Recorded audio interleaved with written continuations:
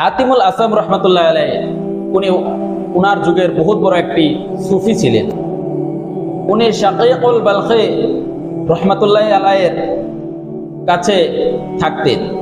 তো ওনার সাথী হিসাবে ওনাকে একদিন হাতিমুল আসামি জিজ্ঞাসা করলো যে তুমি তো আমার কাছে 40 বছর ধরে আছো, তো এই যাবতীয় 40 বছর ধরে তুমি আমার কাছ থেকে কি কি বস্তু শিখতে পেরেছো? উনি বলল যে আমি আপনার কাছ থেকে 8টি বস্তু শিখতে পেরেছি, যে 8টি বস্তুর দ্বারাই আমার পুরো জিন্দেগি পরিবর্তন হয়ে গেছে।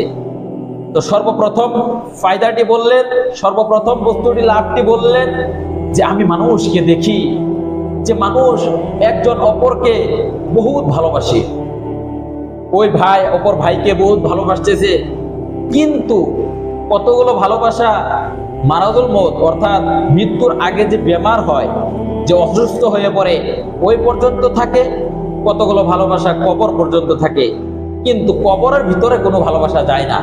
মানুষকে কবরে রেখে সবাই চলে আসে, ওনাকে একলা ফেলে রাখে। তারপর আমি চিন্তা করলাম যে কবরের মধ্যে কোন বস্তু আমার সাথী হিসাবে থাকবে।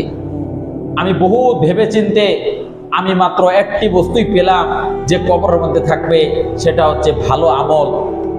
তার জন্য আমি আমার ভালো আমলকে আমি সঙ্গী হিসাবে বানিয়ে নিয়েছি, যাতে কবরের মধ্যে আমার সাথী হিসাবে থাকতে পারে এবং কবরের মধ্যে আমার কবরটি উজ্জ্বল করে দিতে পারে।